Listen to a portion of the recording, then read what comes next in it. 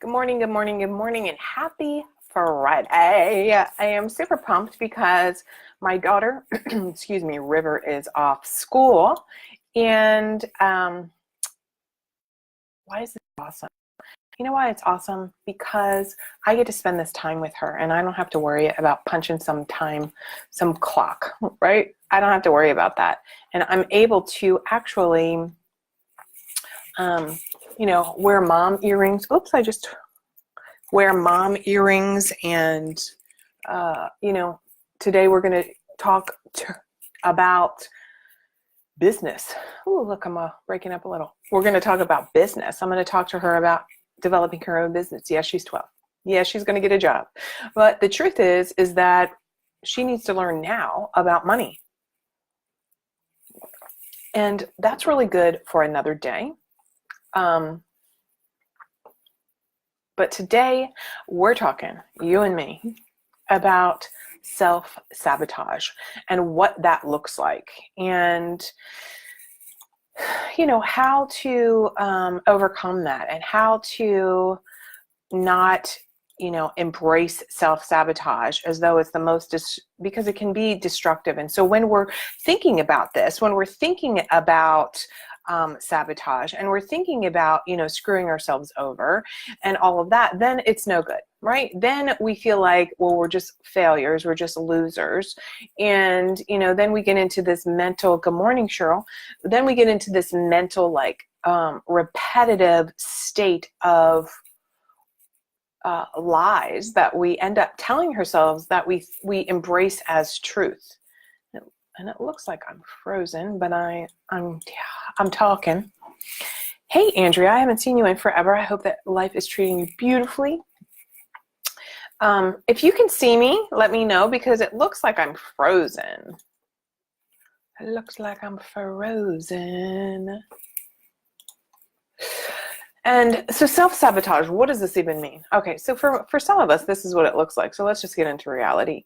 It looks like we are, okay, there, I'm free again. It looks like we are, we have a goal, right? We have this goal that we want and that we've set for ourselves, and then we don't accomplish it. Then we do everything in our power to undermine us accomplishing that goal. So let me give you a couple examples, right? It could be that you want to lose weight. You want to write a book. You want to build a business. You want to have boundaries. You want to go to bed earlier. Like, it could be a variety of things. Thank you for saying not frozen. It could be a variety of things, but the reality is if we are not making the steps toward the goal, and we're doing what we perceive as self-sabotaging behaviors, it's time for us to analyze that. It's time for us to be curious about that. It's time for us to be detectives about our own thinking, our own feelings, and our own behavior, right? It's time to look at whether or not we should call it self-sabotage, or whether there's really a different name for this, really something else that we're doing that, if we could reframe it, rethink it in our head, it would make all the difference in the world.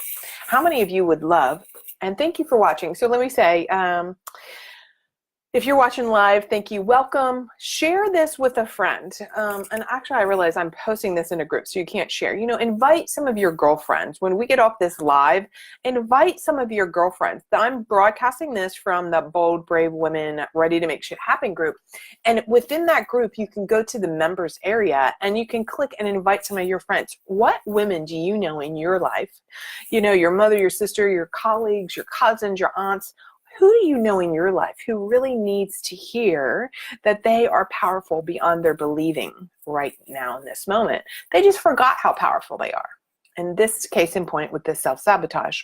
And those of you who are watching the replay, make sure that you ask me a question. Make sure that you're showing up and you're typing in replay and what you got out of this. And I'm actually doing an experiment. I didn't really publish this, that I was going to go on with this topic, except earlier today.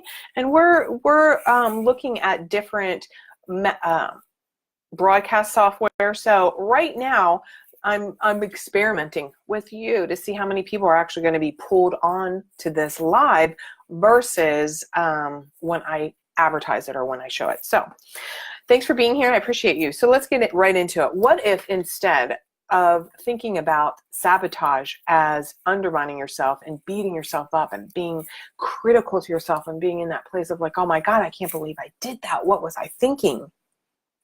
What if instead, when you're sitting on the sofa and you're eating chips, or you're staying up watching YouTube or what have you, what if instead this is your primitive thinking about you're actually rewarding yourself? See, somewhere along the lines, we got to the place, right? You got to the place where the behavior that looks like sabotage, you looked at it, you in your thinking somehow got that mixed up, thinking like that was good self-care, right? That was good self-care. And then that was somehow rewarding. Like, you've had a bad day, go ahead and sit on the sofa. You don't need to go work out. Don't worry about writing that book. You don't need to spend the half hour every day doing, the writing. You don't have to do that. It's okay. You can say yes to that other thing. No. Right? So somehow we got into saying yes to all these things that don't matter, thinking that they were the reward. And we realize that when we get into this crazy busy posture, or this eating the chips, or everything that's not focused on our real goal, that's the reward. When in reality, the reward is accomplishing that goal. The reward is how you feel in your body when you exercised. How you feel after that 20 minutes of just sitting down in like stream of consciousness writing so you can get some chapters of your book or your blog or what have you done. See, that's the reward. We've confused it and thinking like, that's the work. I don't want to do the work. Oh my God, taking a walk. It seems much easier to, yes, right. So it feels much easier to sit on the sofa and eat a bag of M&Ms while you're watching Bravo TV because you've had a long day and you're tired. We think that that's the reward, but is it really? At the end of the day, right? Thanks, Cheryl. At the end of the day, we unconsciously have that as the reward, but we have to be aware of that behavior. And I hold it here, right? Because it's precious. I realize I'm like gesticulating here. I'm holding this because really it's that sweet part of us that just got confused, thinking like this action, which we're doing in the moment, we think we are rewarding ourselves. We've had a bad day, we're eating these M&Ms, but then later we're thinking, why in the hell did I eat all those M&Ms? I totally sabotaged myself. Instead of recognizing that eating those M&Ms or not taking that walk or not sitting down for an hour writing or whatever, like that work is the reward, and how we feel about how we did that walk or that not eating the M&Ms or whatever, that's the true reward. So I know this is a shift. So I'm going to say this again because I know that some of you who will be watching this are focused so much on like, Mary, that's not a reward. I know better. I know I shouldn't, I know that I should not eat those M&Ms. But on some level, that was self-care. You've developed that into being some self-care or reward, however you want to language that, right? And so sometimes I talk about like that is a form also of procrastination. Like all of that is in the same bucket. All of that's in the same bucket. So when you're procrastinating or eating those M&Ms or putting off what you the tasks at hand that need to happen in order for you to have the goal that you say that you want, it's a sense of self-care. It's not like you're beating yourself up. Hey, Ash, it's not that you're beating yourself up and, you should be thrashing yourself. You should be in gentle kindness to yourself, realizing like, oh, let me be curious about that. Wow, I got confused and I forgot the feeling I want to actually experience about after I take that walk. after I write that 20 minutes. And you hear me also saying, I'm not talking about like, working yourself to the bone. That's not, I'm talking about that feeling of accomplishment is the reward. The feeling of the accomplishment. So when you think about self-sabotage and procrastinating and eating those M&Ms, somehow we got it mixed up that it's a long day, I'm tired, that's my reward. When the reward actually is recognizing that that's some self-soothing, and that's not the real true reward. I mean, think about it. Think about those days that you may be tired and you're like, I don't want to sit down and write that blog, or I don't want to sit down and, weed that garden, or whatever it is, right? I don't want to sit down and do my blog. I don't want to, but you do it. You spend that 15 minutes taking that walk. You do that 20 minutes folding the laundry. You do this. Just like take that in for a second. What does that feel like? Like even thinking about when you recognize that you did that thing that was annoying maybe, or instead of procrastinating and instead of eating over it, instead of shopping over it or whatever, you just did that task, how that feels. How do you feel when you've accomplished that? Like that's the juicy reward. But what happens is we get unconscious. We get unconscious and we just unconsciously have these repetitive thinking and behaviors. So somewhere along the lines, and I'm just as guilty of this, I'm sharing transparently, is that,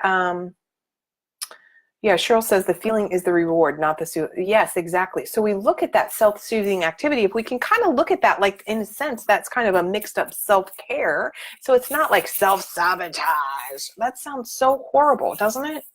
I don't want to go through life thinking like I'm self-sabotaging myself. Like that's not the level of human I want to be, in constant self-sabotage.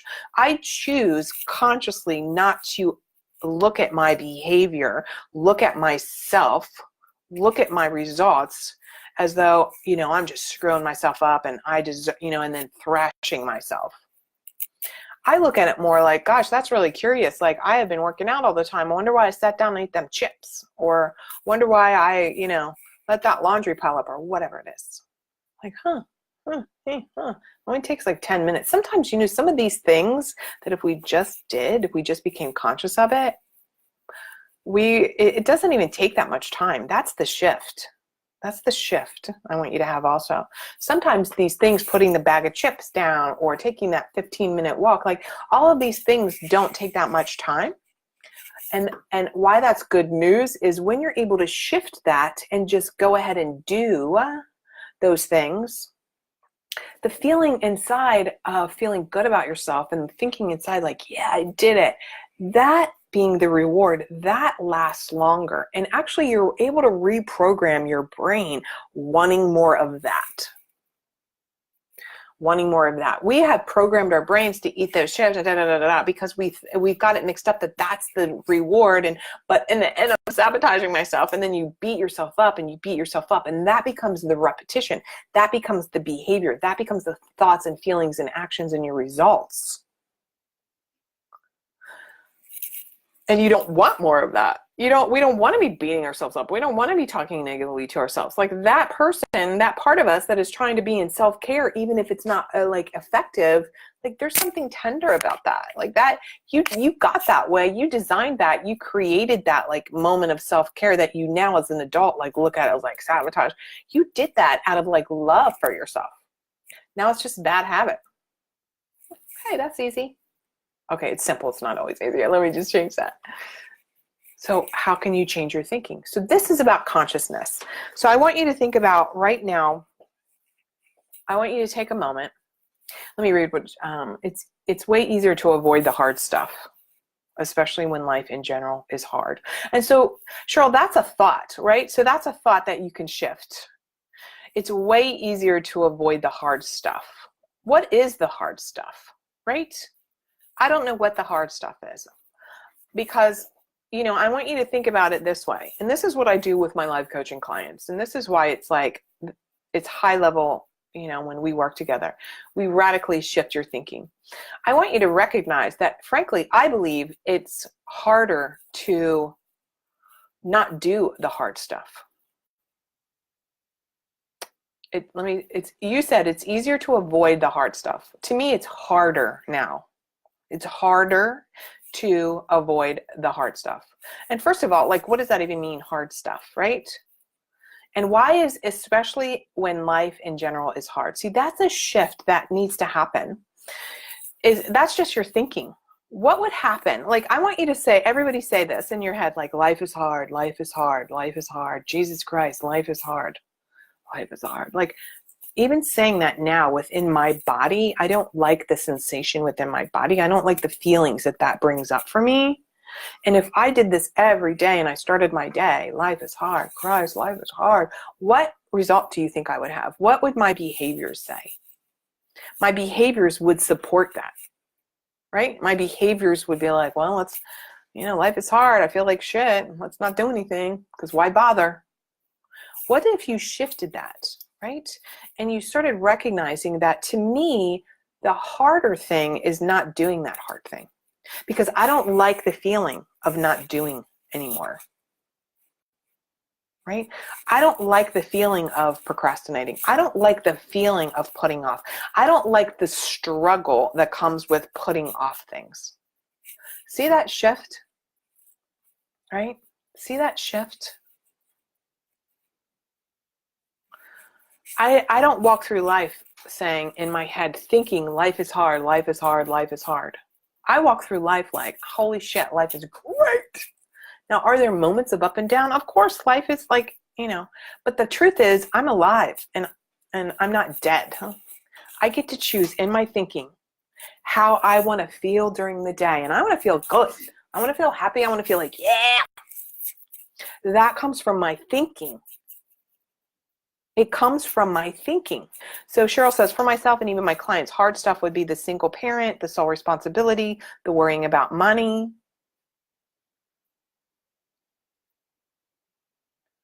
And so let me ask you, Cheryl, as a mom, one mom to another mom, are you wanting your children, I don't know how many kids you have, you would never say to your child every day, okay, go off to school, life is hard. Life is hard. Shit, life is hard. I'm going to be back here worrying. You would never do that. You would never do that. Why would you do that to yourself then? What about the shift of, that you're taking responsibility for your children and you're creating a life for them? And money, a lot of money or not as much money, it still can be a beautiful life. Money buys freedom on a lot of levels, but it doesn't buy happiness, right? I love having a lot of money. But also, I love that it's springtime, right? And I love that I can spend time with my daughter. And I love that I'm fortunate to be a mother. And this is what I choose to think about. This then affects my feelings. And then it affects my behavior. Cheryl says she has 2 kids, 16 and 12. What great ages, right? My daughter River is 12. I love this age. I say that though, every age. I feel like the best is yet to come in parenting. Think about that. What a shift, right? The best is yet to come. I know a lot of people who think, oh my God, I just wish that they were little again. I miss them being little. What is it that you miss about that? Why are you not in the moment, relishing the opportunity to parent 2 human beings? God, what a gift. What an incredible gift, right? What a gift. And so today I want each and every one of you, and if you're watching this on the replay, thank you, and keep commenting, and Cheryl, thank you, is I want you to shift whatever it is that you think constantly. I want you to think about how can you shift that, and how can you decide what feeling you choose to go through the world in. You have a choice. You may not have choices in everything in your life. You may not be a millionaire. You may not be, whatever it is that you perceive as like the creme de la creme. You may not have that in your life this moment, but you have the ability to choose your thinking. And it's a daily practice. It's a daily sit down. You get to sit down every morning. And if you don't have this as a practice and you just get up and you just are rushing through life and you're like grabbing your phone first thing and that's the wrong way to do it. I'm just going to say, let me tell you what you need to be doing. And I want to ask you how this might change for you, shift for you. It doesn't matter, teenage boys. She's like, well, they're teenage boys. Like, okay, and I mean, that's some people would just give anything to have 2 teenage boys, right? I mean, one of my closest friends, she has 2 sons. I mean, it's like great. She loves it. God, back to, what does it look like getting up for you? How do you start your day? See, we look at like self-sabotage and we're like, why am I sabotaging? It's because you're unintentional about what you're doing. You're unintentional with your thinking. You've gotten to be that floating head, Cheryl, of to-dos, that floating head disconnected with your feelings, the physical sensations that you have in your body, the feelings that manifest, like how you want to show up. Like when you're joyous, doesn't that feel different in your body? But the joy only comes from your thinking. The feeling that like, oh, it's hard, oh, I'm screwing up, that's all you're thinking. So we all have the power to shift our thinking to create a different feeling. I want to give you this exercise. I love doing this exercise with people. Okay. So take a minute, like get centered and listen to me. I want you to imagine in your mind's eye a knock on your door. Knock, knock, knock, knock, knock. And you open the door and it's somebody handing you a check for $10 million. Like, what do you experience in your body? Like, here you go, congratulations, it's the Publishers Clearinghouse. You won $10 million for life, tax-free. Here you go. Like, what's that feeling that you experience right now in your body? That came from your thinking. That's how quick that your thinking is. Maybe you opened the door and some weirdo was standing there with a big check, and at first you were like, but as soon as they said, you won the lottery and it's free for life and blah, blah, blah, blah, blah, like instantly you're thinking, you probably weren't even conscious of what your thoughts are. And immediately you're like, oh my God. So that's how quick your thoughts can happen. That's how quick. So this is a practice. Other people, I mean, some people, what's that saying about people who win the lottery, they like lose it that fast because they have no sense of money mindset and all that. Like there's a lot that goes behind like keeping 10 million bucks and not squandering it. So I can create a different feeling for you. Ready? You open the knock, knock, knock, you open the front door and there's a pile of dead puppies. Someone left a pile of dead puppies. Like even saying that, God, that really, I'm sorry. Like that was traumatic. And I should like say trauma. I'll put it in the description. Like, yeah, that's crushing. Right. But it was my thinking happened that fast that I experienced that feeling like, that's the power you have in your thinking. And that's the good news. That's the good news. So you can transition this I'm self-sabotaging to, oh my God, maybe I'm in my head that the thought is so quick, or it's that subconscious underneath that's so quick that I'm thinking a big old bag of M&Ms is like a reward. But we'd never probably give our like, here you go, 3-year-old child, here's a big ass bag. You worked hard today in preschool, 3-year-old. Here's a big bag of M&Ms. We would never do that, right? What we would do instead is like, oh, let's give you a nice bath. All of those kind of things. So Cheryl says we do have a choice about our reactions and our thoughts minute by minute. It is a practice. It's dang practice minute by minute. But the good news is this. See, we can change our thinking. We can recreate. And whether it's eating or whether it's writing your book, I'm just using food only because it's an easy thing to talk about. As women, we all have that as a concept, right? So whatever it is, not exercising, arguing with your spouse, like, whatever it is, you have the power. And it says like, yes, like when someone eats something they love and they find out it's made with something they perceive as gross and all of a sudden they hate that food. Exactly. It can happen like that. Isn't that fantastic news? I'm sharing like great news, even though I'm sorry I traumatized you about the opening the door thing, right? I am wanting you to have great news today that when your perception of self-sabotage, if we could think of that as somehow that was a reward mechanism at one time, and we have the choice in that moment, like, why am I doing this? And ask out of loving curiosity to ourselves, like loving curiosity. It's like, it's kind of fascinating, right? Like, wow, how come I did that? What was I thinking that I wasn't even aware of? And then I created this behavior. Okay, well, I thought that was a reward. I thought that I worked so hard I should just sit around. But that feeling I'm feeling right now, I don't want. What could I do differently? That's your job today.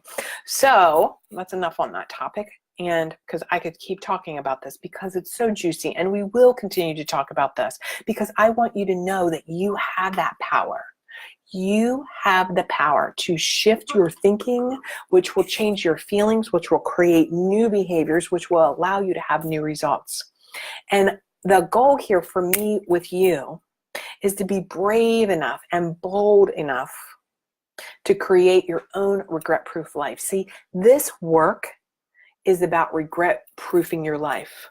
Because I don't know about you, but if you're sitting around on your ass and you're eating a ton of M&Ms and chips and self-sabotaging yourself, that doesn't feel good. That is what regret is made of. Like, I can't believe I did that. So regret-proofing your life is being conscious and making the decisions and the feelings and actions so that you can feel good about your choices. Right? Doesn't that sound so much better? So go make it a great Friday. Let me tell you what I'm doing. I'm going to share a little insight. I always want people to know a little bit. I like to be transparent. So River is home, my daughter River, who's 12. And, you know, even though she is, you know, she's always going to have different opportunities, you know, in her life, etc. I want her to be able to make money. Like, as a mom and as an entrepreneur, I want her to learn how to make money. So one of the things we're going to be doing today is looking at one of her businesses that she wants to start about lip glosses, which I think I'm going to probably post. She doesn't know this. I'll probably post a link in here. I think they're going to be like $4. So it'd be great to have everybody buy one. And that's my pitch because this is my group and I can do that. But, you know, it's really important for her. And so back to how we're self-sabotaging, right? It's teaching her now, like, to think about how what she wants in her life. That her thinking is like, oh, I can create money. I know how to make money. I can have a business. Giving her that power so that she feels internally, right? That feeling of like, yes, I can do this. I'm excited. This is, you know, exciting. It's not like, oh my God, I got to create a business and it's hard and I got to push through and rah, rah, rah, rah. No, it's not that. So if we're like, wow, you have the opportunity to make money and create a business, and oh, that's exciting. So her behavior will manifest that. Her behavior will demonstrate that. So that's what we're going to talk about today. I'm not saying to her, oh my God, building a business is so hard. You know, let's procrastinate about it because it's so damn hard. No. I'm helping her learn how powerful her thinking is that creates her feelings, that creates her behavior, that allows for the results that she wants. And it starts now at 12, right? Well, I mean, obviously I've been doing this for years. So think about with you and you growing up, what messages did you get that somehow you forgot that your reward is the doing, the action, the regret proofing? So here's to you having a good day. This is just a little bit of insight into how I parent and like what I talk about, just so you know that, you know, I walk it. I walk the talk. And there's times I stumble and there's times I screw up. The difference is that this is a practice for me. So you know, somewhere in this string here, you know, within this group, you know, I share transparently crying like, rah, rah, rah, because I'm up leveling. So a lot of stuff, it's like I had to actually up level my thinking, up level my growth. You know, I invested in a very high level life coach because I know as my life is up leveling, which is awesome, I'm grateful, that I want that support. And so let me tell you, I plunked down a chunk of change, the same amount that I charge. See, this is the thing. Those of you who have never hired a life coach or who have never hired somebody to support you, because somehow you are thinking like, oh, I can't afford it. You cannot afford that double negative. You cannot not afford to have somebody help you work on your thinking. You working on your thinking is the best investment you will ever have. I want to say that again. You having someone help you recognize your thoughts is the best money you will ever spend. I am always willing to invest in someone supporting me, helping me with my blind spots. It doesn't matter how much it costs on one level, because I always, like, my investment always, the return on investment is so huge. The same with my private clients and my life coaching clients. Like, what they invest, the mind work that we do, the mindset work, the regret-proof life kind of stuff, the being bold, being brave, being courageous, like that that is priceless, because it lasts your lifetime and it breaks generational pathways. One of my clients, oh God, yesterday, she shared with me, and I actually was like, we need to get that on video because it was so good. She has changed her family legacy on a certain topic. Like, how can you put a price on that? How do you put a price on the work we've done together, and the shifts that she has made have changed her family legacy with her children? Like, God, that makes me want to cry. Like, I'm covered in chills. So she would have paid me 10 times to have that experience. And I want that experience for each and every one of you. So here's hugs. Make it a great day. If you have any questions, or you want to think about what is life coaching going to look like, what would it look like to do some mind work, then ping me, send me a Facebook message, and let's have a conversation about it. I know it can be scary, and I know if you've never invested at a high level to have someone look into your brain and help you look at your brain, it's a little like, ooh, but there's no better investment. So this is Mary Big Now. Talk to you later.